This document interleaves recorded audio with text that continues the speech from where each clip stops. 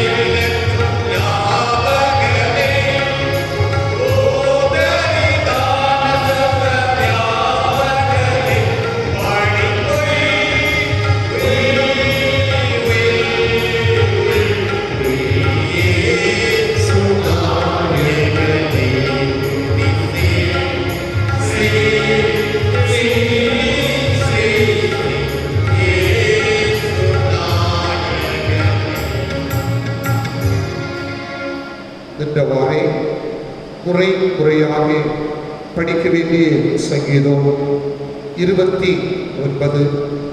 29ஆம் சங்கீதத்தை நாம் முறை முறையாக படிப்போம். சங்கீதம் 29. பலவான்களின் புத்திரரே, கர்த்தருக்கு மகிமையும் வல்லமையும் செலுத்துங்கள். கர்த்தருக்கே அதை செலுத்துங்கள். கர்த்தருடைய நாமத்திற்குரிய மகிமையை அவருக்கு செலுத்துங்கள். பரிசுத்த அலங்காரத்துடனே கர்த்தரை தொழுது கொள்ளுங்கள். கர்த்தருடைய சத்தம் தண்ணீர்கள் மேல் துணிக்கிறது. மகிமையுள்ள தேவன் விளங்குகிறார். கர்த்தர் திரளான தண்ணீர்களின் மேல் இருக்கிறார். கர்த்தருடைய சத்தம் வல்லமையுள்ளது. கர்த்தருடைய சத்தம் மகத்துவம் உள்ளது. கர்த்தருடைய சத்தம் கேதுரு மரங்களை உரைக்கிறது. கர்த்தர் லீபோனின் கேதுரு மரங்களை உரைக்கிறார். அவைகள் கண்டு குட்டிகளைப் போலும் லீபோனின் சீர்திருப்பதையும் கண்டாமலைப் போலும் துள்ளப்படுகிறார். கர்த்தருடைய சத்தம் அக்கினி ஜோதிகளை விளக்கும். கர்த்தருடைய சத்தம் ஆந்திரத்தை அதிரப்படும். கர்த்தர் ஆந்திரத்தை அதிரப்படுகிறார். கர்த்தருடைய சத்தம் பெண் வாக்களை என்னும்படி செய்து காடுகளை வெளியாகும். அவருடைய ஆலயத்துள்ள யாவரும் அவருடைய மகிமையை பிரஸ்தாபிக்கிறார்கள்.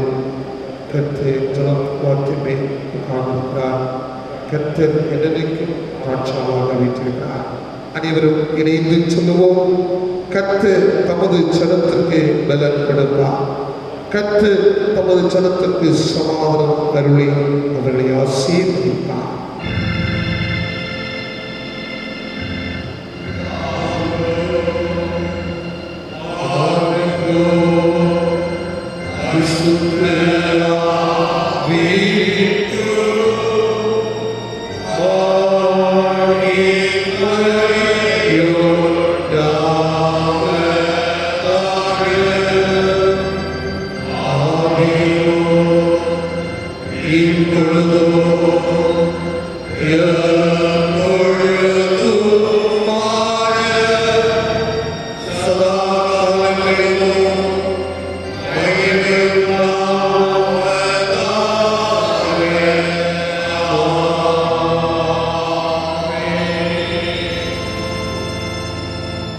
அனைவரும் உள்ளங்கள் படிக்கிற நம்முடைய பாவங்களை நாம் அறிக்கை செய்வோம்.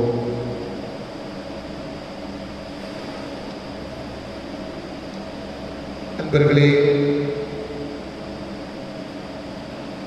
ஆண்டுடைய சமூகத்தை நோக்கி பார்க்கின்றோம்.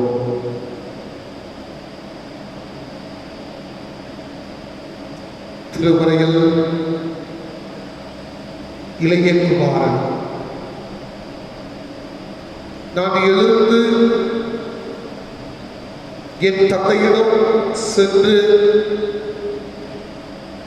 தந்தையே, பரத்துக்கு விரோதமாகவும் உமக்கு முன்பாகவும் பாவம் செய்தேன். இனிமேல் உம்முடைய குமாரன் என்று சொல்லப்படுவதற்கு நான் பாத்திரன் அல்ல. உம்முடைய கூலிக்காரரில் ஒருவராக என்னை வைத்துக் கொள்ளும் என்று தந்தையை நோக்கி முறையிடும்படியாக தன்னுடைய வாழ்வை எண்ணி பார்த்து சிந்தித்து கடந்து சென்றார் என்று திருமறையை படிக்கின்ற பொழுது நம்மால் புரிந்து கொள்ள முடிகிறது. அதே வண்ணமாக நம்மை படைத்து பராமரித்து நம்முடைய தேவைகளை எல்லாம் நிறைவு செய்து மகிழ்ச்சி நிறைந்து அனுகூலத்தோடு நடத்தி வருகின்ற நம்முடைய பரம தந்தையை விட்டு நாம் தூரம் சென்ற நேரம் உண்டல்லவா? இந்த நேரத்திலேயே ஆண்டவரே, உம்மை விட்டு நான் தூரம் சென்றேன். அந்த பாதைகள் என்னுடைய வாழ்வுக்கு மகிழ்ச்சியானதாக அல்ல. வாழ்க்கையிலேயே வேதனைகள், கண்ணீர்கள், அமைதியற்ற ஒரு சூழல். ஆனால் உம்மை நான் எண்ணி பார்த்தேன். உம்மோடு இருந்த பொழுது வாழ்க்கையிலேயே சந்தோஷம், அமைதி நான் பெற்றேன். பாவத்தின் நிமித்தமாக உம்மை விட்டு நான் தூரம் சென்றேன். வந்திருக்கின்றேன் உன் பாதத்தண்டையில். என்னை உம்மோடு இணைத்துக் கொள். கடந்து வந்த பாதைகளை நான் நினைத்து பார்க்கின்றேன். திருமறை சொல்லுகிறது, துன்மார்க்கன் தன் வழியை, அக்கிரமக்காரன் தன் நினைவுகளையும் விட்டு கர்த்தரிடத்தில் திரும்ப கடவன். அவன் மேல் மனதுருகுவார். நம்முடைய தேவனிடத்திற்கே திரும்ப கடவன். அவர் மன்னிக்க மன்னிக்கிறதற்கு தயை பெற்றிருக்கின்றார். ஆண்டவர் சமூகத்தை நோக்கி பார்க்க ஒவ்வொரு உள்ளங்களை ஆண்டவர் கண்ணோக்கி கொண்டிருக்கின்றார். அவருடைய பாவங்களை ஆண்டவர் மாற்றுகின்றார், பரிசுத்தப்படுத்துகின்றார். கரைப்படிந்து நெஞ்சை ஆண்டவர் தூய்மைப்படுத்துகின்றார். நம்முடைய பெற்றோர்களுக்கு விரோதமாக செய்த பாவம், நம்முடைய பிள்ளைகளுக்கு விரோதமாக செய்த பாவம், ஆண்டவருக்கு விரோதமாக செய்த அனைத்து செயல்களையும் நினைத்து ஆண்டவரே, உம்முடைய பாதை எது என்பதை நான் ஒவ்வொரு நாளும் புரிந்து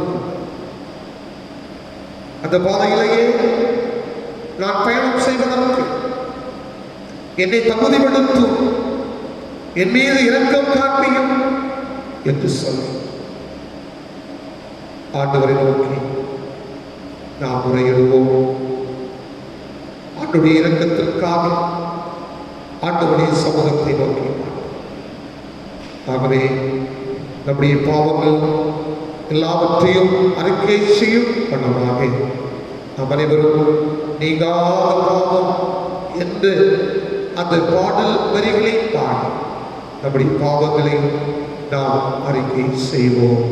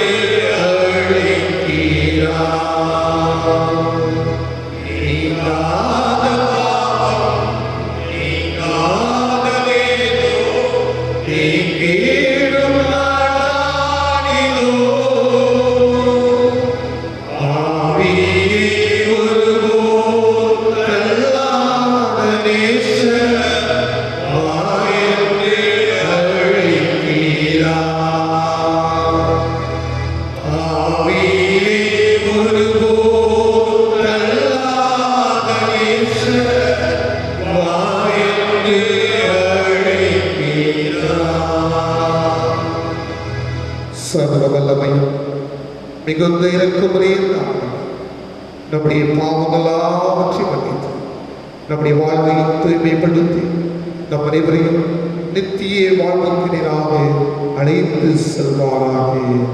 ஆமென். பாவ மன்னிப்பு நிச்சயத்தை பெற்றுக் கொண்டனர். ஆண்டவருக்கு நன்றி செலுத்துவோம். பிரியர்களே, கிடந்து ஒரு வார காலம் முழுவதுமாக ஆண்டவர் நம்மை கண்ணின் கண்மணி போல பராமரித்து ஆசீர்வதித்து நம்முடைய தேவைகளை எல்லாம் ஆண்டவர் சந்திக்கவும் நம்முடைய வாழ்வுக்கு தேவையான ஆலோசனைகளை தரவும் ஆண்டவர் நமக்கு கிருபையாக இருந்தாரே. ஆண்டவருக்கு நாம் நன்றி செலுத்துவோம். அதோடு கூட நாம் மேற்கொண்ட பயணங்களில் ஆண்டவர் நம்மோடு கூட இருந்தார். ஆண்டவருக்கு நாம் நன்றி சொல்லுவோம். நல்ல மழையை ஆண்டவர் நமக்கு தந்தார். இயற்கையை ஆண்டவர் நமக்கு ஆசீர்வாதமாக்கி தந்தார். ஆண்டவருக்கு நாம் நன்றி சொல்லுவோம். நம்முடைய ஆண்டவர் கொரோனா இந்த வைரஸுக்கு நம்மையெல்லாம் பாதுகாத்து பராமரித்து வழிநடத்தி கொண்டு வருகிறாரே. ஆண்டவருக்கு நாம் நன்றி செலுத்த கடமைப்பட்டவர்களாக இருக்கின்றோம். நம்முடைய பெற்றோர்களுக்காக ஆண்டவருக்கு நன்றி சொல்லுவோம். நம்முடைய பிள்ளைகளுக்காக ஆண்டவருக்கு நாம் நன்றி சொல்லுவோம். இவர்கள் மூலமாக நாம் பெற்று வருகின்ற எல்லா நல்ல ஆலோசனைகளுக்காக ஆண்டவருக்கு நன்றி செலுத்தி தொடர்ந்து ஆண்டவருடைய வாழ்க்கையில் தருகின்ற எல்லா நன்மைகளையும் நினைத்தவர்களாக ஆண்டவருக்கு நன்றியினை ஏறெடுக்கும் வண்ணமாக என் நேசு ராஜாவுக்கே என்ற பாடல் வரிகளை பாடி ஆண்டவரை நாம் போற்றுவோம்.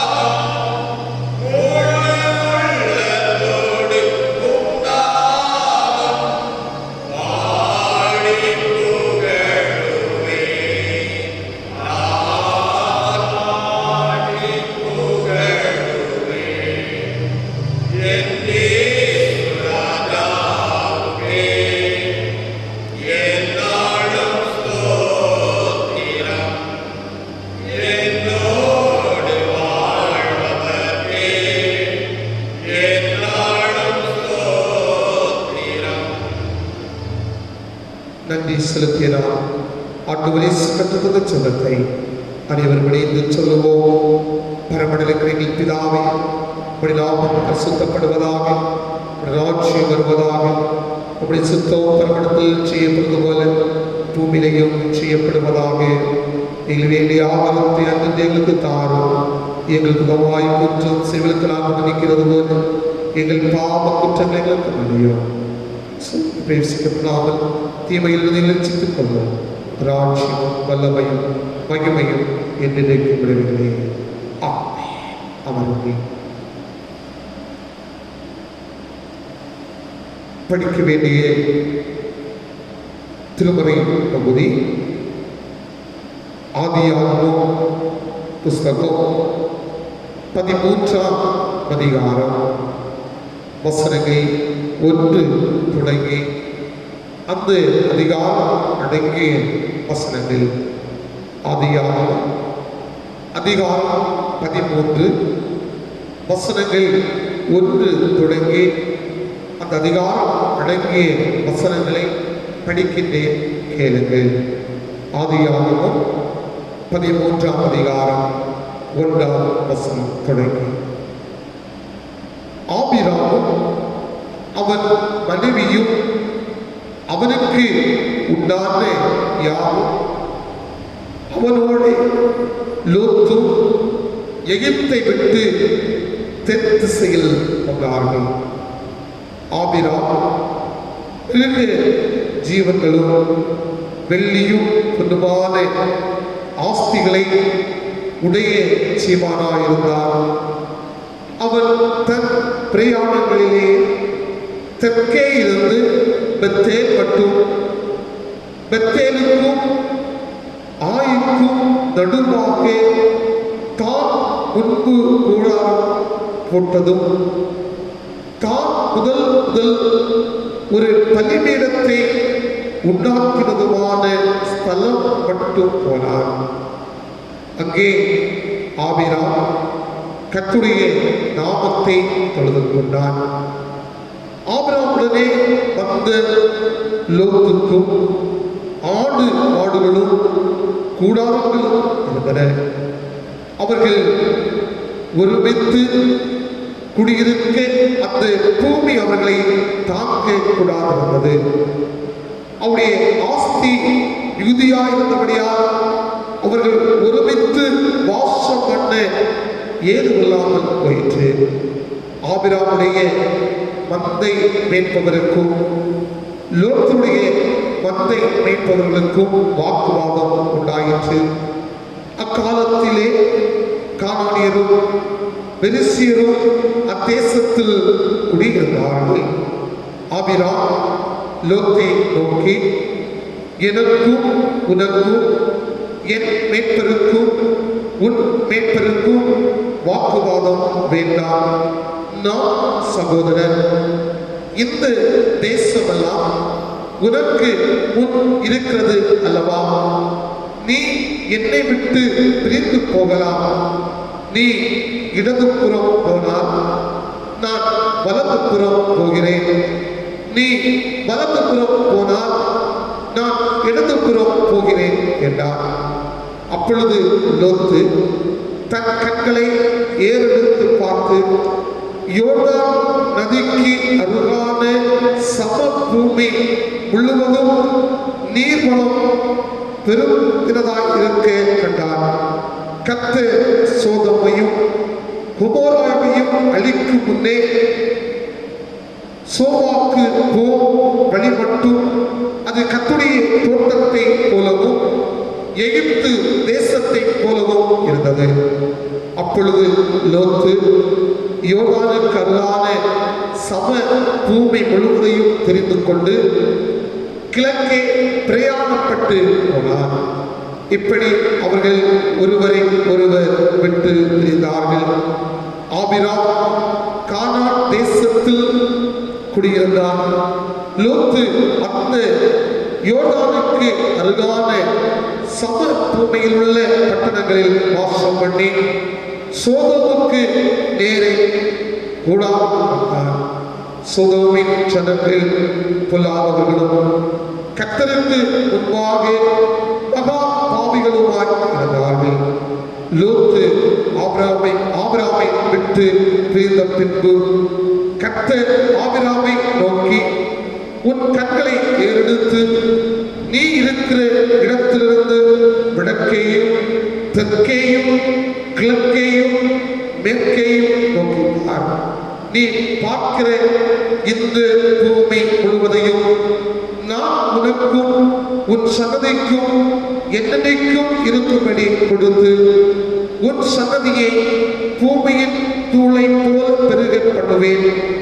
ஒருவன் பூமியின் தூளை எண்ணக்கூடுமானால் உன் சந்ததியும் எண்ணப்படும். நீ எழுந்து தேசத்தின் நீளமும் அகலமும் எப்பட்டோ அப்பட்டும் நடந்து தெரியும், உனக்கு அதை தருவேன் என்றார். அப்பொழுது ஆபிராம் கூடாரத்தை பெயர்த்து கொண்டு போய் எவ்ரோனுக்கும் மப்ரோயின் சமபூமியில் சேர்ந்து குடியிருந்து அங்கே கர்த்தருக்கு ஒரு பலிபீடத்தை கட்டினான் என்பதை படிக்க வேண்டிய திருமறை பகுதி படித்து முடிந்தது. ஆண்டவரே உமக்கு மகிழ்ச்சி உண்டாகும்.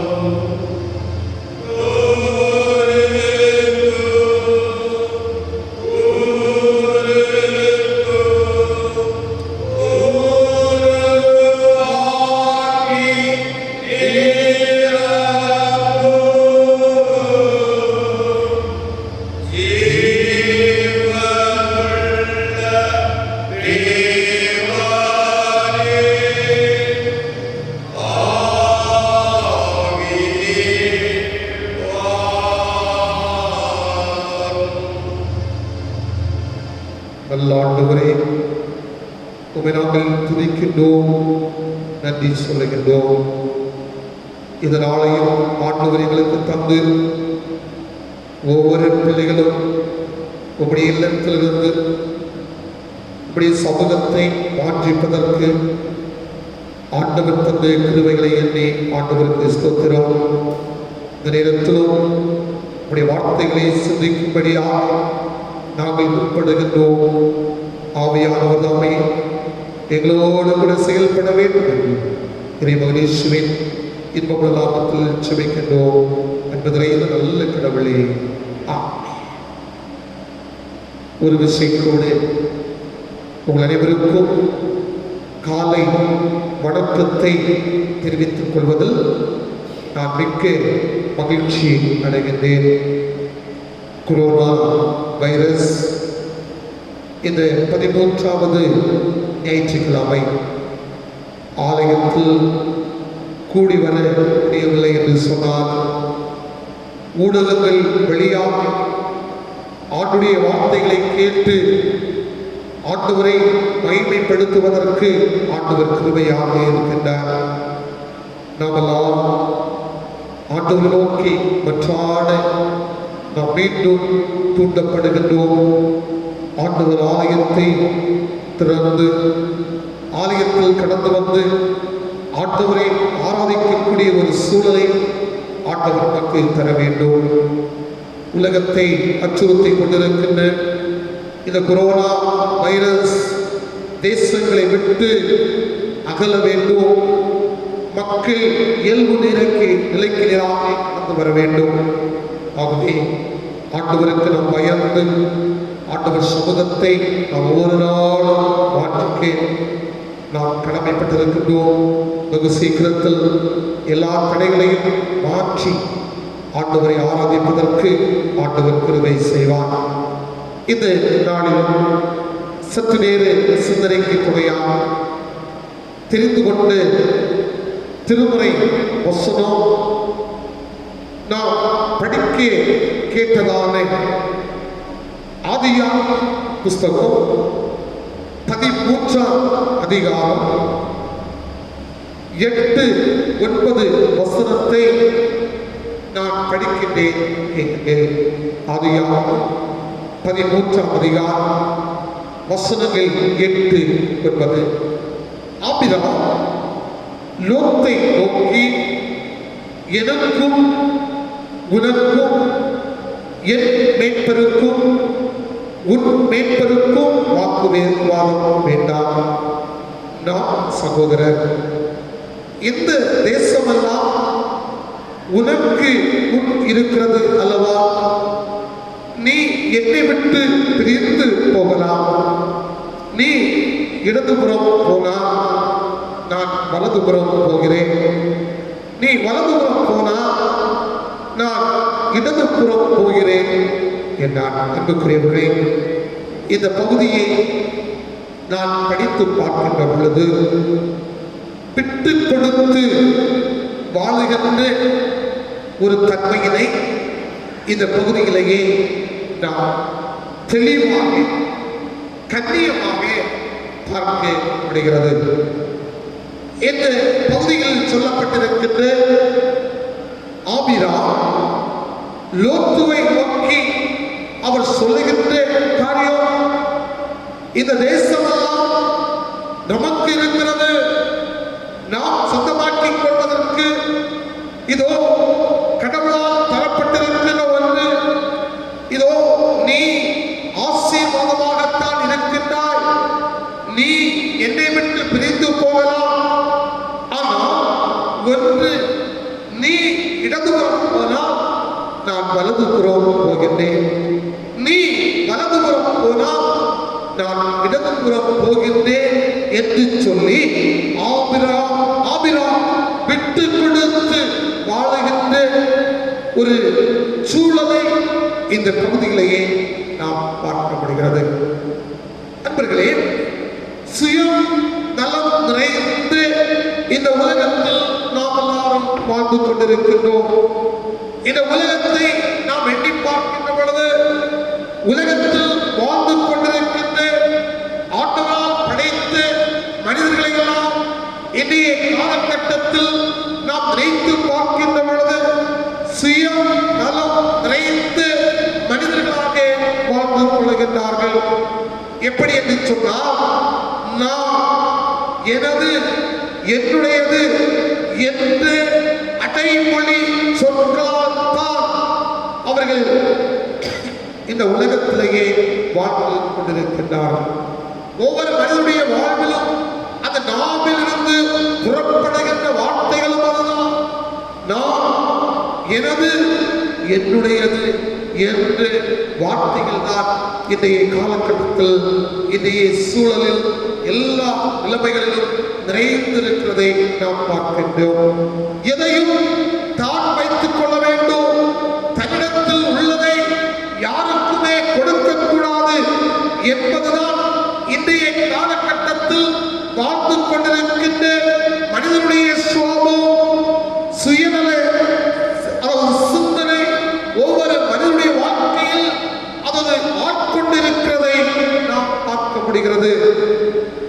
அன்புக்குரியவர்களே, உதாரணத்திற்காக நாம் சொல்லுவோம்.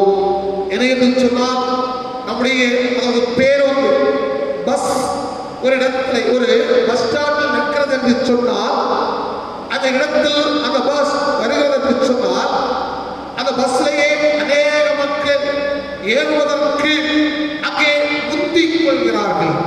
அந்த இருக்கையை அங்கே பிடித்துக் கொள்வதற்காக அங்கே இது என்னுடையது என்கின்ற ஒரு சிந்தனையில் அவர்கள் எல்லாம் செயல்படுவதை நாம் பார்க்க முடிகிறது. ஆனால் அந்த இடத்தில் செல்கின்ற பொழுது ஏதோ ஒரு அடையாளத்தை வைத்துக் கொள்வார்கள். இது என்னுடைய இடம் என்கின்றதை அவர்கள் மனதில் வைத்து சொல்லுவதை பார்க்க முடிகிறது. உண்மையிலேயே அந்த இருக்கையோ அந்த பஸ்ஸோ அவர்களுக்கு சொந்தமில்லை. ஏதோ ஒரு சில மணி நேரம் பயணம் செய்வார்கள். அந்த பயணத்திற்கு இந்த உரிமை பிரச்சனை அங்கு இருக்கிறதை பார்க்க முடிகிறது. இது என்னுடையது, என்னுடைய இருக்கை என்று சொல்லி அவர்கள் சொல்லுவதை பார்க்க முடிகிறது. விட்டுக் கொடுக்கும் மனப்பான்மை இன்றைய காலகட்டத்தில் இல்லாமல் இருப்பதின் காரணமாக பல நிலைமைகளிலேயே பிரச்சனைகள் ஊடுருவி இருக்கிறதை பார்க்க முடிகிறது. பலவிதமான வழக்குகள் நீதிமன்றத்தில் இருக்கிறதை நாம் பார்க்க முடிகிறது. இரண்டு மதத்தினருக்கிடையே அதாவது பிரச்சனை, இரண்டு ஜாதிகளுக்கிடையே பிரச்சனை, இதனால் கலவரங்கள் எழும்பி அதனால் பலவிதமான வீழ்ச்சேதங்கள் பொருள் சேதங்கள் இன்றைய காலகட்டத்தில் அதாவது அமைந்திருப்பதை நம்மால் பார்க்க முடிகிறது. அன்புக்குரியவர்களே, திருமறைகளையே ஆபிரகாமுடைய வாழ்க்கையை நாம் நினைத்து பார்க்கின்ற பொழுது அவர் நம் அனைவருக்கும் ஒரு எடுத்துக்காட்டாக அவர் செயல்படுவதை நாம் பார்க்க முடிகிறது. இந்த பூமியிலேயே நமக்கென்று சொல்லி ஒரு ஆலயம் இருக்கிறது, நமக்கென்று சொல்லி இல்லம் இருக்கிறது, நமக்கென்று சொல்லி பலவிதமான தோட்டங்கள் இருக்கிறது. ஆனால் இவையெல்லாம் நமக்குரியதா நாம் எண்ணி பார்க்க வேண்டும். இவைகளெல்லாம் ஆண்டவர் நமக்கு தந்திருக்கின்றார்.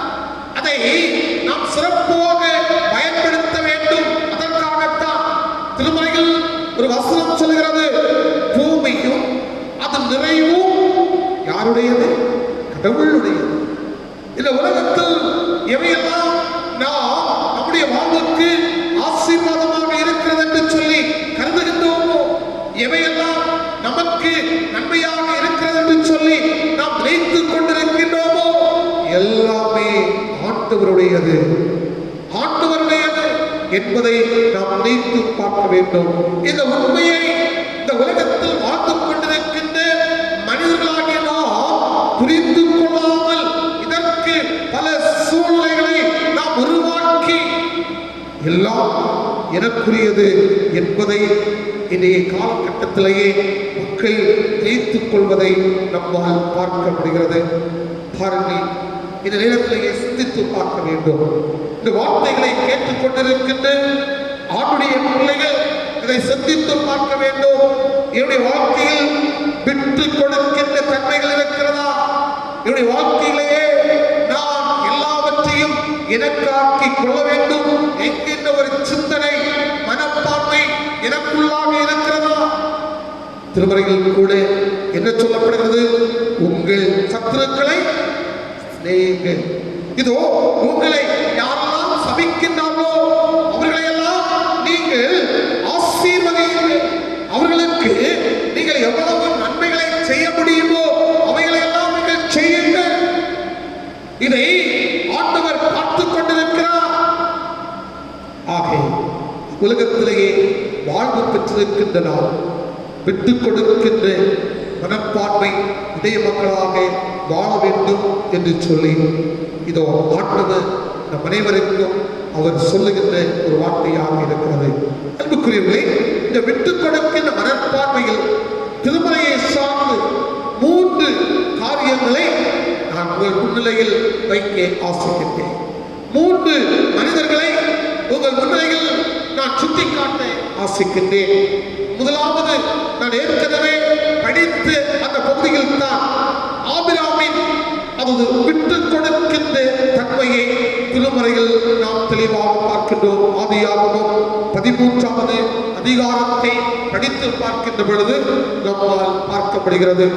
பாருங்கள், இந்த 9வது வசனம் அழகாக சொல்லுகின்றார். நீ இடதுபுறம் போனா நான் வலதுபுறம் போகிறேன் என்று சொல்லுவதை பார்க்க. நீ வலதுபுறம் போனா நான் இடதுபுறம் போகிறேன். எவ்வளவு தெளிவான விட்டுக் கொடுக்கின்ற தன்மையினை இந்த பகுதியில் நாம் பார்க்கின்றோம். அன்பர்களே, எண்ணிப்பார். இன்று நம்முடைய காரியமாக இருந்தாலும் சரி, எந்த சூழலில் ஒருவர் எதை விரும்புகின்றாரோ அதையே நானும் பெற்றுக்கொள்ள வேண்டும் என்கின்ற ஒரு நோக்குதான் இன்று மனிதனுடைய வாழ்க்கையில் இருக்கிறது. அது நிமித்தமாக அங்கே பிரச்சனைகள் எடுத்துக் கொள்கிறது, சமாதானம் இல்லாத ஒரு சூழல் உருவாக்குகிறது. அதை ஓட்டுக்கு தான் கொண்டு செல்ல வேண்டும் என்கின்ற ஒரு சூழல் உருவாகிறது. ஆனால் இந்த பகுதியில் ஆபிரகாமுடைய வார்த்தைகளை பாருங்க. நீ எங்கு கேட்கிறையோ அதை நீ பெற்றுக்கொள்.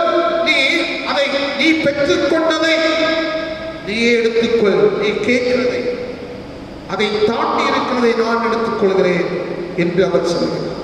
ஆபிரகாமுடைய தன்னுடைய 75வது வயதில் ஒரு தேசத்தையும் இனத்தையும் உன் தகப்பன் வீட்டையும் விட்டு புறப்படு என்ற கடவுளுடைய கட்டளைக்கு கீழ்ப்படிந்து ஆரானை விட்டு அவர் புறப்பட்ட போது மரித்த அவருடைய இளைய சகோதரிய குமாரனாகிய லோத், அந்த பகுதியை நீங்கள் இல்லங்களில் சென்று படிக்கின்ற பொழுது தெளிவாக அதை பார்க்க முடிகிறது.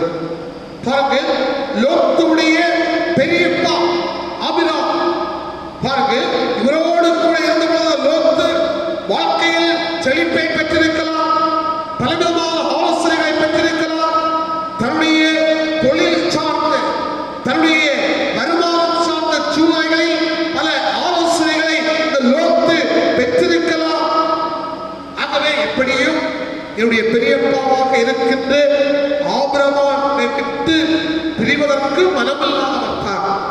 எப்படி இவ்வளவு காலம் நான் ஒன்றும் செய்ய வேண்டாம், எல்லாவற்றையும் எனக்கு ஆலோசனையாக தந்தவர் அன்புக்குரியவர்களே. ஆனால் இந்த நேரத்தில் இந்த ஆபிரகாமுடைய நிலைவு என்ன?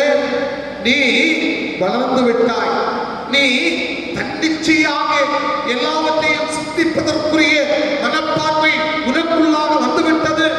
அதை நான் தெளிவாக பார்க்கின்றேன்.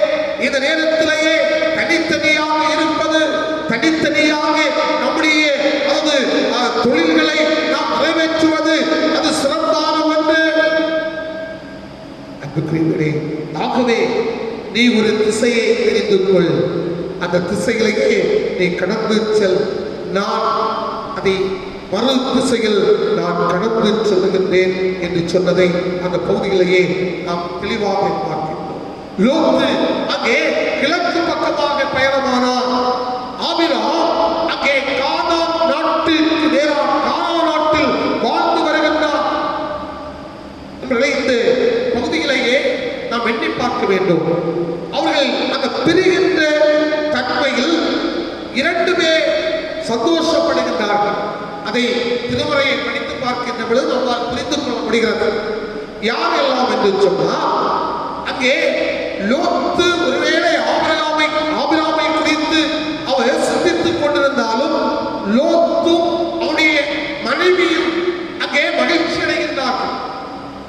இவ்வளவு நாளும் இவ்வளவு நாட்கள் இவரோடு வாழ்ந்துவிட்டோம், இனி தனியாக வாழ்வது நல்லதுதான்.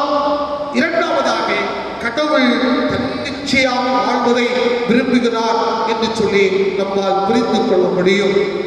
இதோ லோத்து ஆபிரகாமோடு இருந்த நாள் வரையும் ஆண்டவர் ஆபிரகாமுக்குத்தான் கொடுக்க விரும்பிய எல்லா ஆசீர்வாதங்களையும் முழுமையாக கொடுக்க முடியவில்லை. ஏற்கனவே கடவுள் ஆபிரகாமுடன் உடன்படிக்கை செய்திருக்கின்றார். ஆனால் இவரோடு இணைந்து வாழுகின்ற பொழுது அந்த ஆசீர்வாதங்களை கொடுக்க முடியாத ஒரு சூழ்நிலையில் தான் கடவுள் இருக்கின்றார்.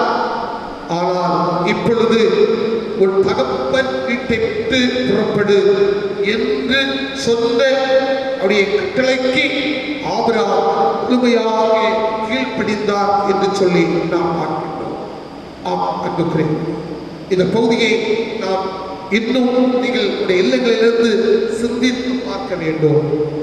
விட்டு கொடுக்கின்றவன் கெட்டு போவதில்லை என்கின்ற ஒரு பழமொழி நம் அனைவருக்கும் தெரியும்.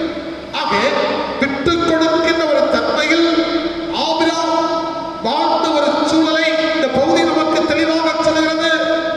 அன்புக்குரியவர்களே, இன்றைய கால சூழலில் நமக்குள்ளே பலவிதமான பிரச்சனைகள் பிளவை உண்டாக்கும் சூழலை உருவாகி இருக்கிறதா? இந்த ஆபிரகாமை போல நீ விட்டு கொடுக்கும்படியாக ஆண்டவர் விரும்புகின்றார். விட்டு கொடுக்கிறவர் வெற்றி பெறுகின்றார் என்பதை நாம் மறந்து போகக்கூடாது. ஒருவேளை நாம் நினைக்கலாம், விட்டு கொடுப்பதனால் எனக்கு ஒரு அதாவது ஒரு என்னுடைய வாழ்க்கையிலேயே நான் தோல்வியை சந்தித்து விடுவேனோ, இல்லை என்று சொன்னால் பிறர் என்னை அதாவது இழிவாக பேசி விடுவார்களோ என்கின்ற ஒரு நிலைமை நாம் நம்முடைய மனதில் சிந்தித்துக் கொண்டிருக்கலாம். ஆனால் அப்படிப்பட்ட ஒரு நிலைமை அல்ல. ஆனால் நாம் விட்டு கொடுக்கின்ற பொழுது, எந்த காரியத்தையும் நாம் விட்டு கொடுக்கின்ற பொழுது அதில் நாம் வெற்றி பெறுகின்றோம். அதிலேயே நாம் நன்மையை பெற்றிருக்கின்றோம். ஆண்டுடைய கிருபையை என்னுடைய வாழ்க்கையில் நான் பெற்றிருக்கின்றேன் என்பதை நாம் மறந்து போகக்கூடாது. இந்த ஆபிரகாமின் தன்மை நமக்குள்ளாக வர வேண்டும்.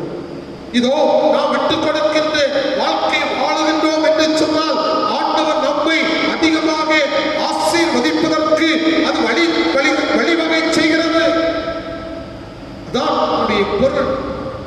அன்புக்குரியவர்களே, சங்கீதம் 32:9 வசனம் என்ன சொல்றது தெரியுமா? வாரினாலும் கடிவாளத்தினாலும் வாய் கட்டப்பட்டால் ஒழியே உன் கிட்ட சேராத புத்தியில்லா குதிரையை போலவும் கோவேர கழுதையை போலவும் என்ன செய்ய வேண்டாம், இருக்க வேண்டாம் என்று சொல்லி இந்த பகுதி சொல்லுவதை நாம் பார்க்கிறோம். நண்பர்களே, இந்த ஆபிரகாம் போல நாம் விட்டு கொடுக்கின்ற தன்மையில் வாழ நாம் அழைக்கப்படுகின்றோம். இரண்டாவதாக ஒரு மனிதனை குறித்து நான் சொல்லுகின்ற பொழுது 1 சாமுவேல் 24வது அதிகாரத்தை நீங்களுடைய இல்லங்களில் சென்று படித்து பாருங்கள். அங்கே தாவீது சவுலுடைய நிகழ்வு அந்த பகுதியில் தெளிவாக சொல்லப்படுகிறது. இரண்டாவது காரியம் என்ன என்று சொன்னால், தன் கையில் சிக்கிய சவுலை கொல்ல மறுத்த தாவீது. அன்புக்குரியவர்களே, இரண்டாவது காரியம் இதோ தன் கையில் சிக்கிக்கொண்ட சவுலை கொல்ல மறுத்த தாவீது. ஒரு விட்டு கொடுக்கின்ற தன்மை இங்கேயும் பார்க்கப்படுகிறது. அன்புக்குரியவர்களே, அங்கே தாவீது எழுந்து போய் சவுலுடைய சால்வையின் பொங்கலை மெல்ல அறுத்தான். அந்த திருமறையை படித்து பார்க்கின்ற பொழுது நம்மால் புரிந்து கொள்ள முடிகிறது. அங்கே தாவீது தன் மனுஷரை சவுல் மேல் கை போட விடாமல் தடை பண்ணினான். ஒரு அழகாக அந்த பகுதி நமக்கு சொல்லுகிறது. சவுல் எழுந்து கெதியை விட்டு வெளியே நடந்து போனான். குறிப்பாக அந்த 4வது வசனத்திலிருந்து 7வது வசனத்தை நீங்கள் படித்து பார்க்கின்ற பொழுது அதை புரிந்து கொள்ள முடியும். 1 சாமுவேல் 24வது அதிகாரம். தான் வெட்டிய குழிக்குள் தானே விழுந்து சிக்கிக் கொண்டவரை போல இந்த தாவீதை கொலை செய்வதற்காக வந்த சவுல் இங்கே தாவீதின் கையில் சிக்கிக் கொள்கின்றார். அதான் அந்த பகுதி நமக்கு சொல்லுகிறது. தம்மை கொலை செய்வதற்காக வந்து தமது எதிரியை அதாவது நாம் கொல்லுவது கடவுளுடைய பார்வையிலும் நமது நீதிமன்ற சட்டத்தின் படியிலும் அது தவறு கிடையாது என்றுதான் நம்மால் பார்க்க முடியும். ஆனால் தன் பாதுகாப்பிற்காக இதோ கொலை செய்வது தவறல்ல. ஆனால் இதை கூட தாவீது செய்ய முன்வரவில்லை. பாருங்கள், சவுல் தாவீதை கொலை செய்வதற்காக கடந்து வருகின்றார். இதை அறிந்து தாவீது நிச்சயமாக சவுலை கொலை செய்ய கொலை செய்ய வேண்டும் என்ற ஒரு திட்டத்திற்குள்ளாக தாவீது கடந்து வரலாம். இதோ தனக்கு உயிர் பிழைக்க வேண்டுமே, இவர் என்னை ஒரு தயாரோடு இவன் நடந்து விட்டானே என்கிற ஒரு சிந்தனையில் இந்த தாவீது அங்கே சிந்தித்து அந்த சவுலை கொலை செய்திருக்கலாம். ஆனால் அப்படிப்பட்ட ஒரு நிலைமைக்கு எதிராக இந்த தாவீது கடந்து வரவில்லை என்று சொல்லி நாம் பார்க்கின்றோம். தாவீது சவுலை வெகு எளிதாக கொன்று பழி வாங்கி இருக்கிறார். ஆனால் அப்படி அவன் செய்யவில்லை. இதோ ஆண்டுடைய கிருபையை தேடி நின்றார். ஆண்டவருக்கு பயப்பட்டார். இதோ ஆண்டவர் சமூகத்தை அவர் வாஞ்சித்தார். அன்புக்குரியவர்களே, அவசரப்படவில்லை, அவன் பழி வாங்கவில்லை என்று திருமறை நமக்கு தெளிவாக படித்து பார்க்கின்ற பொழுது நம்மால் புரிந்து கொள்ள முடியும். இதோ பழி வாங்குவது என்னுடைய நிலைமை அல்ல, அது கடவுளுடைய திட்டம். கடவுளுடைய திட்டத்திற்கு நான் இதை விட்டு விடுகின்றேன். ஆனால் நடந்தது என்ன? தாவீது உயர்வான ஒரு வாழ்வுக்கு எதிராக கடந்து வந்தார் என்று சொல்லி நாம் பார்க்கின்றோம். தாவீது உயர்வான வாழ்வுக்கு எதிராக தாவீதை கடவுள் அழைத்தார். ஏன்? விட்டுக் கொடுக்கின்ற ஒரு தன்மை, பழிவாங்குகின்ற ஒரு எண்ணம் இல்லாமல் இதோ அந்த சவுலை மன்னிக்கின்ற ஒரு மனப்பான்மை தாவீதுடைய வாழ்க்கையில் வருகிறது. பாருங்கள், இந்த தாவீது இஸ்ரவேல் நாட்டில் மாத்திரமல்ல, உலகத்திலேயே மிகப்பெரிய ராஜாக்களில் ஒருவனாக ஆண்டவரை உயர்த்தினார் என்று சொல்லி நாம் பார்க்கின்றோம்.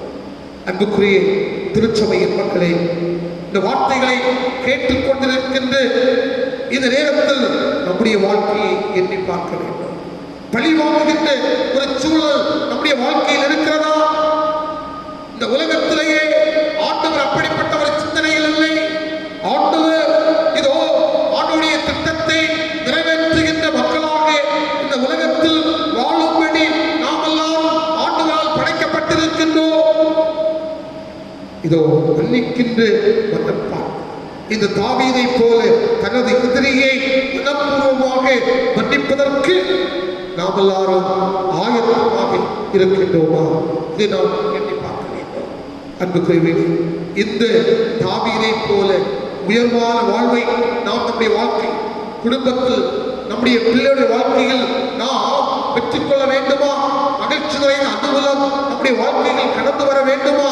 எதிலையும் விட்டுக் கொடுக்கின்ற மனப்பான்மை, பழி வாங்குகின்ற ஒரு எண்ணம் நமக்குள்ளாக இல்லாமல் அவருடைய கிருபையினால் நாம் எல்லாரும் இதோ வழிநடத்தப்படுகின்ற மக்களாக காணப்பட வேண்டும் என்பதை இந்த பகுதி நமக்கு தெளிவாக சொல்கிறது. மூன்றாவதாக ஒரு மனிதனை நான் சுட்டி காட்டுகின்றேன். மூன்றாவது மனிதர் அவர் யோசேப்புடைய அந்த வாழ்க்கை முறைமைகள். அதை ஆதியாகமம் 50வது அதிகாரத்தை நீங்கள் படித்து பார்க்கின்ற பொழுது இந்த யோசேப்பை குறித்து நம்மால் புரிந்து கொள்ள முடிகிறது. மனிதனின் தீமைகளை ஆண்டவரின் நன்மைகளாக மாற்றிய யோசேப் என்கின்ற ஒரு தலையங்கத்தை நம்மால் அதை நினைத்துக் கொள்ளலாம். மனிதனின் தீமைகளை ஆண்டவரின் நன்மைகளாக மாற்றிய யோசேப் என்று சொல்லி அந்த பகுதி நமக்கு தெளிவாக சொல்லும். பாருங்கள், திருமறையை நாம் படித்து பார்க்கின்ற பொழுது ஒரு தவறு கூட செய்யாத மாசற்ற மனிதன் தான் இந்த யோசேப். பாருங்கள், ஆனால் அவருடைய வாழ்க்கையிலேயே வந்த வேதனைகள், வாழ்க்கையில் வந்த தடுமாற்றங்கள், தன்னுடைய சொந்த சகோதரர்களால் எத்தனையோ எத்தனையோ பிரச்சனைகளை அவன் சந்திக்க வேண்டியதாக இருந்தது. அது மட்டுமா, அங்கே ராஜாவுடைய வீட்டிலேயே போட்டிபார் அங்கே மனைவியுடைய சூழ்ச்சியினால் அவர் சிறையில் அடைக்கப்பட்ட ஒரு சூழல். இவைகளெல்லாம் நாம் அந்த யோசேப்புடைய வாழ்க்கை சரித்திரத்தை நம்மால் படித்து பார்க்கின்ற பொழுது நம்மால் புரிந்து கொள்ள முடிகிறது. ஆனால் எல்லாவற்றிலும் ஆண்டுடைய கிருபையை நான் பெற்று வாழ்க்கையில் இருந்தது என்று சொல்லி நாம் பாருங்கள். சகோதரர்களால் 20 வெள்ளி காசுக்கு அவர் விற்கப்பட்ட ஒரு சூழலை நாம் பார்த்தோம். ஆனால் அப்படிப்பட்ட ஒரு சூழலிலும் யோசேப்பை ஆண்டவர் உயர்வான ஒரு மனிதனாக மாற்ற வேண்டும் என்பதை கடவுளுடைய திட்டம். அந்த திட்டத்திற்கு நேராக அந்த யோசேப்பை ஆண்டவர் வழிநடத்தினார். இன்னல்கள் மத்தியிலும் ஆண்டவர் அவரோடு இருந்தார் என்று சொல்லி நாம் பார்க்கின்றோம். பாருங்கள், கடைசியாக என்ன நடந்தது? தன்னுடைய சகோதரர்கள் இதோ யோசேப்பிடம் வந்து உணவு வாங்கி செல்லக்கூடிய ஒரு சூழல் அங்கே உருவானது என்று சொல்லி நாம் பார்க்கின்றோம். ஆனால் அந்த உணவு வாங்குகின்ற அந்த நேரத்திலும் தன்னை விற்று போட்டவர்கள், இதோ தனக்காக பலவிதமான தீமைகளை செய்தவர்கள் என்கின்ற ஒரு எண்ணத்தை தன்னுடைய மனதில் கொள்ளாமல் அவர் தன்னுடைய சகோதரனை பார்க்கும் பொழுது மகிழ்ச்சியோடு ஆனந்த கண்ணீர் விட்ட ஒரு சூழலை திருமறைகள் நாம் தெளிவாக பார்க்கின்றோம். இந்த ஒரு அருமையான ஒரு சூழல் பாருங்கள். நம்முடைய வாழ்க்கையில் பலவிதமான தீமைகளை வரவேற்ற இந்த சகோதரனுக்கு அங்கே பல துன்பத்தை ஏற்படுத்தலாம். ஒருவேளை தன்னால் செய்ய முடியவில்லை என்று சொன்னால் அங்கு அந்த அலுவலகத்தில் இருக்கின்ற மக்களை வைத்து பல துன்பத்தை கொடுத்திருக்கிறார். ஒரு சமயத்தில் ஒரு 17 வயது நிரம்பிய அருமையான ஒரு பெண் பாருங்கள், தன்னுடைய கண் வலியினால் என்ன செய்தார்? ஒரு மருத்துவமனைக்கு, கண் மருத்துவமனைக்கு சென்றார். பாருங்கள், மருத்துவர் அங்கே சிகிச்சை கொடுக்கின்றார்கள். ஆனால் அது தவறான சிகிச்சை. எனவே அந்த வாலிப பெண் இதோ அந்த கண்ணை இழக்க வேண்டிய, கண் பார்வையை இழக்க வேண்டிய ஒரு சூழல். ஒரு கண் மட்டுமல்ல, 2 கண்களும் பாதிப்படைந்த ஒரு சூழல். பாருங்கள், இந்த வாலிப பெண் எப்படிப்பட்டவளாக இருப்பார்? நன்றாக தெரிந்து கொண்டது. இப்பொழுது தவறான சிகிச்சை நிமித்தமாக 2 கண்களும் பாதிப்படைந்து விட்டது. இந்த நேரத்திலேயே இந்த அருமையான வாலிப பெண் என்ன செய்தால் தெரியுமா? ஆண்டவருக்காக தன்னை வாழும்படி ஒப்புக் கொடுத்தார். ஆண்டவருக்காக வாழ என்னால் எதையும் செய்ய முடியாது. இந்த உலகத்தில் இதை நான் பார்ப்பதற்குரிய ஒரு சூழல் இல்லை என்கின்ற ஒரு நிலைமைக்கு கடந்து வந்து அந்த வாலிப பெண் பாருங்கள், அநேக பாடல்களை எழுதுவதற்கு அந்த வாலிப பெண் தயாரானார். ஆண்டவருடைய வார்த்தைகள் அடங்கிய பாடல்களை, அநேக பாடல்களை எழுதுவதற்கு தன்னை ஆயத்தப்படுத்தினார் இந்த வாலிப பெண். அநேக பாடல்களை எழுதி அவர் வெளியிடுகின்றார். பாருங்கள், அநேக அவளிடம் சென்று கேட்கின்றார்கள், நீ இப்படி அநேக பாடல்களை நீ எழுதி வெளியிட்டுக் கொண்டிருக்கின்றாயே, இந்த திறமையை நீ எப்படி பெற்றிருக்கின்றாய்? அவள் சொன்ன காரியம், இதோ கடவுளுடைய அருளினால் இந்த திறமையை நான் பெற்றிருக்கின்றேன். அதே நேரத்தில் கேட்கின்றார்கள், இதோ உன்னுடைய பார்வையை, அதாவது பார்வையை இழக்க செய்த அந்த மருத்துவரை இந்த நேரத்தில் நீ கண்டால், இல்லை என்று சொன்னால் முன்னால் அவர் வந்தால் நீ என்ன செய்வாய் என்று சொல்லி அந்த வாலிப பெண்ணிடம் கேட்கின்றார்கள். அந்த வாலிப பெண் என்ன சொன்னால் தெரியுமா? அந்த மருத்துவரை நீங்கள் என்னிடம் அழைத்து வந்தார், இதோ அந்த மருத்துவருக்கு நான் நன்றி சொல்லுவேன், அந்த மருத்துவருக்கு நான் நன்றி சொல்லுவேன், அவருடைய பாதங்களை தொட்டு நான் வணங்குவேன். ஏன் அப்படி சொல்லுவீர்கள் என்று சொல்லி கேட்ட பொழுது, இதோ அந்த மருத்துவர் மூலமாக ஒரு பார்வையை நான் இழந்தால், இந்த நேரத்திலேயே ஆண்டவரை புகழ்ந்து பாடக்கூடிய ஒரு கிருபைகளுக்குரிய இந்த பாடல்களை எழுதுவதற்குரிய ஒரு சூழலை ஆண்டவருடைய வாழ்க்கைக்கு தந்தார். அதற்கு காரணம் இந்த மருத்துவர் என்று அவருக்கு நான் நன்றி சொல்லுவேன் என்று சொல்லி அந்த வாலிப பெண் சொன்னார். பாருங்கள், எப்படிப்பட்ட ஒரு சூழல். அன்புக்குரியவர்களே, இந்த நேரத்திலேயே இந்த வார்த்தைகளை கேட்டுக் கொண்டிருக்கின்ற இந்த நேரத்தில் நம்முடைய வாழ்வை எண்ணி பார்க்க வேண்டும். இந்த உலகத்தில் வாழ்ந்து கொண்டிருக்கின்ற நம்முடைய வாழ்க்கையை நாம் எண்ணி பார்க்க வேண்டும். இந்த கொரோனா வைரஸ் நிரூபித்தமாக பலவிதமான பாதிப்புகள் நம்முடைய வாழ்க்கையில் இருந்தாலும் ஆண்டவர் ஒவ்வொரு நாளும் நம்மை வழிநடத்துகின்றார். ஆண்டுடைய கிருபையினால் நாம் எல்லாரும் ஆட்கொள்ளப்பட்ட மக்களாக காட்சியளிக்கின்றோம். இதுவும் ஆண்டுடைய ஒரு கிருபை. ஆண்டவருக்கு நாம் பயப்பட வேண்டும். ஆண்டுடைய அன்பை நாம் கற்றுக்கொள்ள வேண்டும். இந்த உலகத்திலேயே ஒருவருக்கொருவர் நாம் விட்டுக் கொடுக்கின்ற தன்மை உடையவர்களாக வாழ வேண்டும். மனிதனுடைய சுயம் மறைய வேண்டும் என்கின்ற ஒரு நிலைமையில் நாம் இந்த உலகத்தில் வாழ வேண்டும் என்று சொல்லி ஆண்டவர் நம்மை சோதித்து பார்க்கின்றார். நம்மை எல்லாம் ஆராய்ந்து பார்த்துக் கொண்டிருக்கின்றார். நம்முடைய வாழ்க்கையை ஆண்டவர் பரிசோதனை செய்து கொண்டிருக்கின்றார். நண்பர்களே, இந்த ஆபிரகாமை போல, இந்த தாவீதை போல, இந்த யோசேப்பை போல நம்முடைய வாழ்க்கை இந்த உலகத்திலேயே காணப்படுகிறதா? அப்படிப்பட்ட ஒரு சூழ்நிலையில் ஆண்டவர் நம்முடைய வாழ்க்கையை இந்த நாட்களில் பார்த்துக் கொண்டிருக்கின்றாரா? இதை நாம் சிந்திக்க கடமைப்பட்டிருக்கின்றோம். இந்த நேரத்திலேயே வார்த்தைகளை கேட்டுக் கொண்டிருக்கிறோம். ஆண்டவரே, நான் இந்த உலகத்திலேயே விட்டுக் கொடுக்கின்ற வாழ்க்கை வாழ நீர் என்னை ஆயத்தப்படுத்தும் என்று ஆண்டவர் சமூகத்தில் நம்மை முற்றிலுமாக தாழ்த்துகின்றனர், நம்மை முற்றிலுமாக அர்ப்பணம் செய்கிறோம். நிச்சயமாக இந்த ஆபிரகாமை போல, இந்த தாவீதை போல, இந்த யோசேப்பை போல இந்த உலகத்திலேயே வாழக்கூடிய கிருபைகளை ஆண்டவர் நமக்கு தருவாராக. இப்பொழுது நாம் அனைவரும் எழுந்து நம்முடைய விசுவாசத்தை அறிக்கை செய்வோம். வானத்தையும் பூமியை படைத்து சர்வ வல்லமையுள்ள பிதாவாகிய தேவனை விசுவாசிக்கிறேன். ஒரே குமாரனாகிய நம்முடைய நாதர் இயேசு கிறிஸ்துவையும் விசுவாசிக்கிறேன். அவர் பரிசுத்த ஆவியினாலே கன்னிமரியாளுக்கு உட்பித்து பிறந்தார். பொதுவாத்துவின் காலத்தில் பாடுபட்டு சிறுவலை உயர்ந்து மரித்து அடக்கம் பண்ணப்பட்டு பாதாளத்தில் இறங்கினார். 3ஆம் நாள் மருத்துவத்திற்கு எழுந்திருந்தார். பரப்படத்திற்கு ஏறி சர்வ வல்லமுள்ள பிதாவாகியதுடைய வலது பாசனை பெற்றிருக்கிறார். அவ்விடத்திலிருந்து உயிர் உரையும் மருத்துவையும் நியாயப்படுத்த வருவார். பரிசுத்த ஆவியையும் விசுவாசிக்கிறேன். பொதுவாயிருக்கிற பரிசுமையும் பரிசுவானுடைய ஐக்கியமும் பாவ மன்னிப்பும் மரித்தோர் உயிர்த்தெழுதலும் நித்திய ஜீவனும் உண்டு என்று விசுவாசிக்கிறேன்.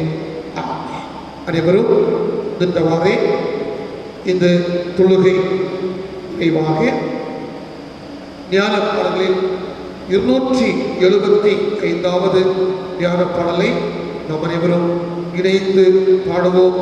ஞான பாடல் 275 அருள்மாறி எங்கும் ஆகிய பெய்ய அடியேனையும் என்ற பாடலை நாம் அனைவரும் இணைந்து பாடுவோம். ஞான பாடல் 275.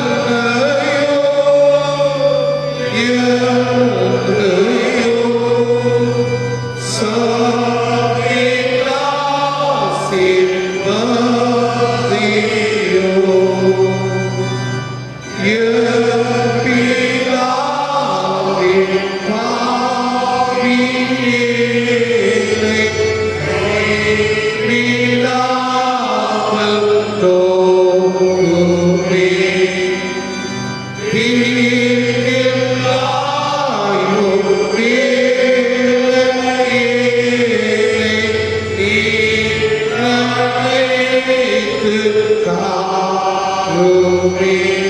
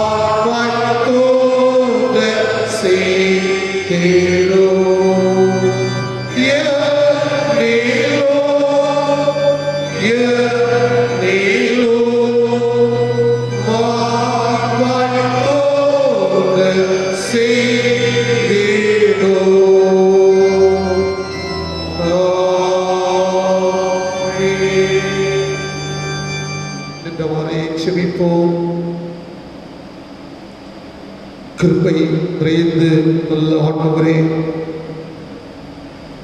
மகிழ்ச்சியான ஆசீர்வதிக்கப்பட்டு இந்த நேரத்திற்காக ஆண்டவருக்கு நன்றி சொல்கின்றோம். இரக்கத்தின் ஆண்டவரே, இந்த ஓய்வு நாளையும் ஆண்டவரை எங்களுக்கு தந்து நாங்களெல்லாம் உம்முடைய திருச்சமூகத்தை நோக்கி பார்த்து ஆண்டவர் எங்களுக்கு தந்த கிருபைகளுக்காக ஆண்டவருக்கு ஸ்தோத்திரம் செலுத்துகின்றோம். ஆபிரகாம் லோத்தின் விஷயத்தில் விட்டு கொடுத்ததை போல நாங்கள் இந்த உலகத்திலேயே விட்டு கொடுக்கத்தக்கதாக நாங்கள் வாழக்கூடிய ஒரு தருணத்தை ஆண்டவர் எங்களுக்கு தர வேண்டும் என்று ஆண்டவரை நோக்கி நாங்கள் செபிக்கின்றோம். தாவீதை போல எங்களுடைய வாழ்க்கையில் சந்திக்கின்ற பலவிதமான சவால்கள் இவைகளிலும் ஆண்டவருக்கு பயந்து ஆண்டுடைய அன்பை நாங்கள் பெற்று ஆண்டவருக்காக எங்களை அர்ப்பணித்து நாங்கள் வாழுகின்ற பொழுது வாழ்க்கையிலேயே உயர்வுகளை நாங்கள் பெற்றுக்கொள்ள ஆண்டவர் துணையை தருவீராக.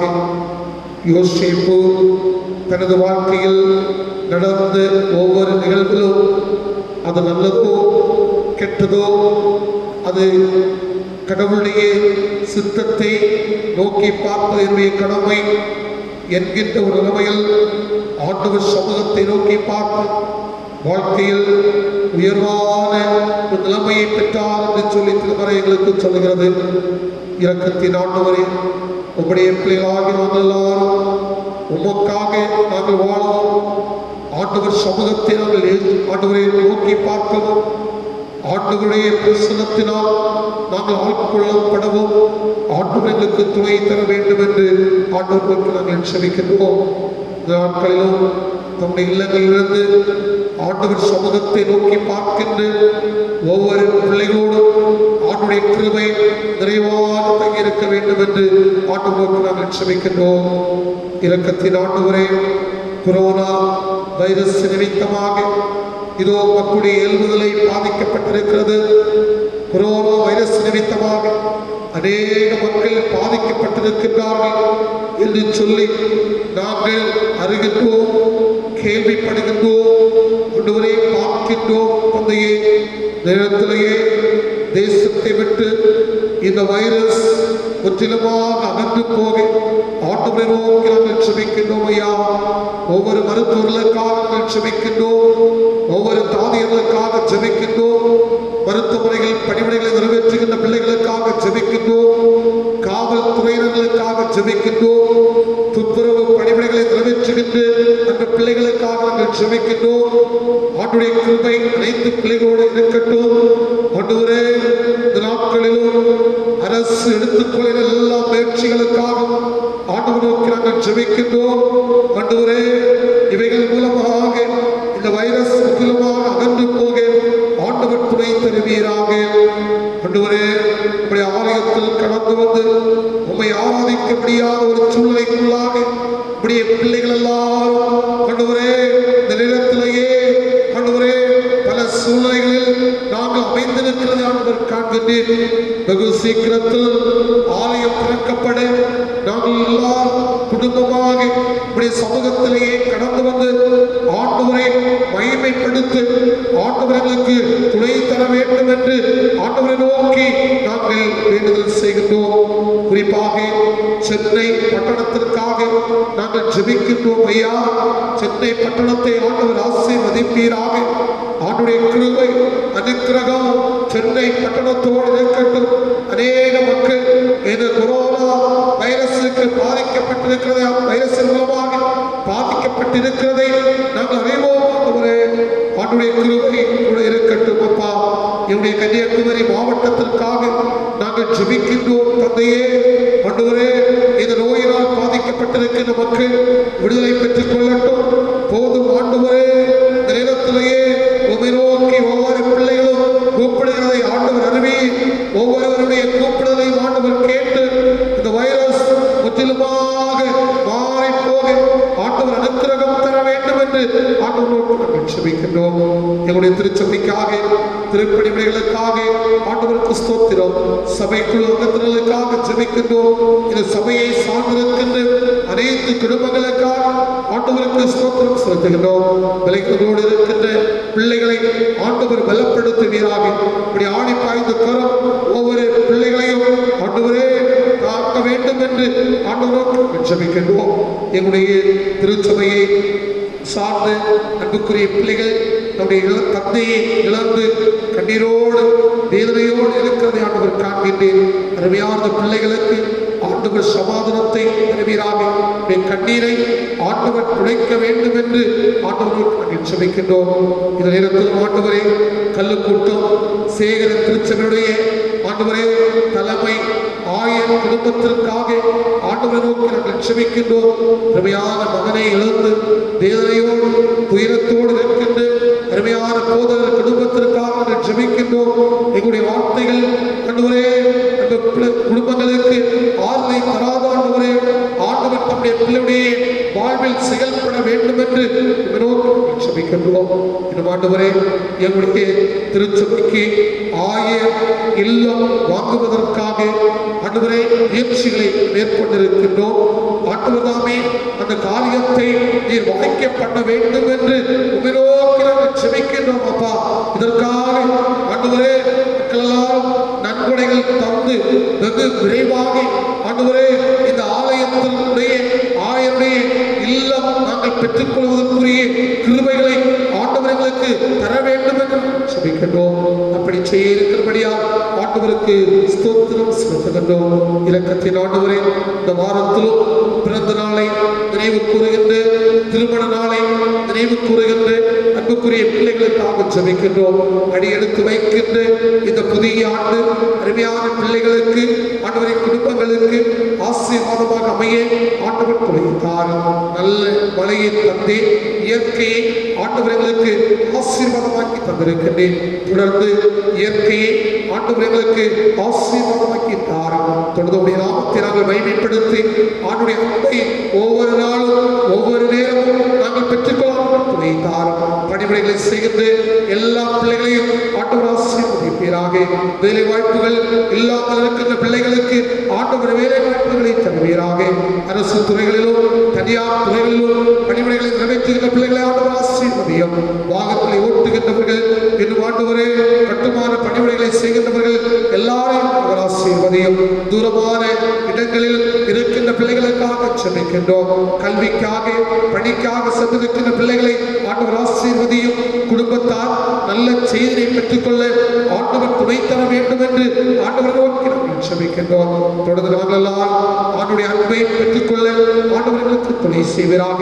இந்த வாரம் முழுவதுமாக ஆண்டவர்களை கண்ணீர் கண்மணி போல பாதுகாத்துக் கொள்ளும். என்னுடைய ஜீவன் சுகபலனையாகும் ஆண்டவர் பார்வையில் அருமையாக இருக்க வேண்டும் என்று உமிரோடு செபிக்கின்றோம். குடும்பத்திலிருந்து ஆண்டவர் சமூகத்தை நோக்கி பார்க்கின்ற அன்பு பிள்ளைகளும் அவனுடைய அன்பை பெற்றுக்கொள்ள ஆண்டவர் துணை செய்ய வேண்டும் என்று இறைவரிசுவின் இன்பமுள்ள லாபத்தில் சுமைக்கின்றோம். அன்பு நிறைந்த நல்ல கடவுளே, ஆமென்.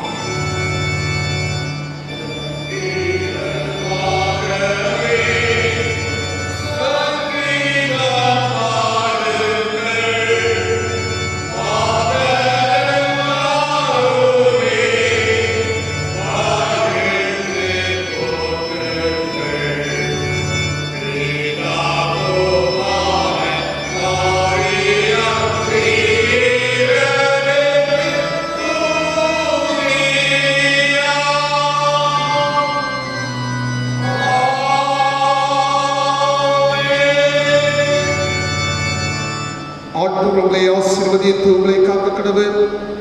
ஆண்டவர் தம்முடைய முகத்தை உங்கள் மேல் பிரகாசிக்க பண்ணி உங்கள் மேல் கிருபையாயிருக்க கடவுள். ஆண்டவருடைய முகத்தை உங்கள் மேல் பிரசனமாக்கி இப்பொழுதும் எப்பொழுதும் உங்களுக்கு சமாதானம் கட்டளையிட கடவுள். நம்முடைய ஆண்டவராக இயேசு கிறிஸ்துவின் கிருபையும் பிதாவாகிய அன்பும் தூய ஆவியானவரின் குற்றமும் நம்மோடு இன்றும் என்றும் நிலைத்திருப்பதாக.